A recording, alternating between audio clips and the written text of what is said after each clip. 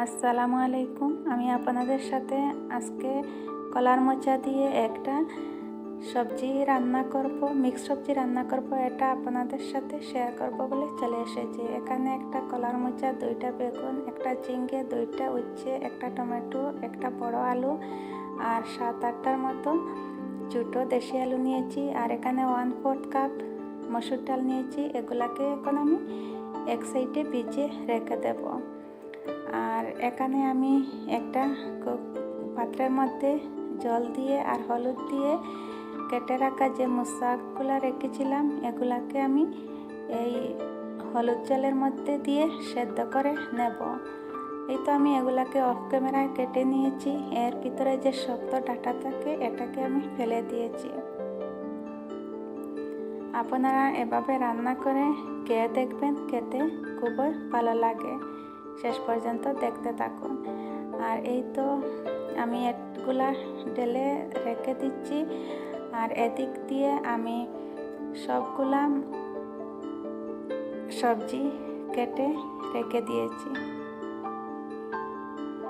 আর এদিক দিয়ে আমি কিছু যে নাগা ধনে পাতা ছিল এগুলাকেও তুলে নিচ্ছি।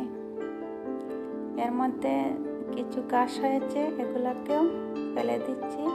আর এখান থেকে আমি 5-6টার মতো পাতা নিচ্ছি, নিয়ে এই রেসিপিটার মধ্যে দিলে খেতে খুবই ভালো লাগে। আর এই গাছগুলোর মধ্যে ফুল দিয়েছে আর এগুলা খুবই কাটা থাকে, হাতের মধ্যে লাগলে একদম কাটা কাটা লাগে। আর এদিক দিয়ে আমি 2টা পেঁয়াজ নিয়েছি, 7-8 কোয়া রসুন আর 6-7টা কাঁচামরিচ, এগুলাকে আমি পেস্ট করে নিয়েছি। এরপর আমি কড়াইয়ের মধ্যে তেল দিয়ে এই পেস্ট করে রাখা মশলাগুলো দিয়ে কিছুক্ষণ এভাবে তেলের মধ্যে ভেজে নিয়েছি। এরপর আমি এর মধ্যে হলুদ, মরিচ, ধনে দিয়ে একটু জল দিয়ে আমি এই মশলাটাকে 1 মিনিটের মতো কষিয়ে নেব।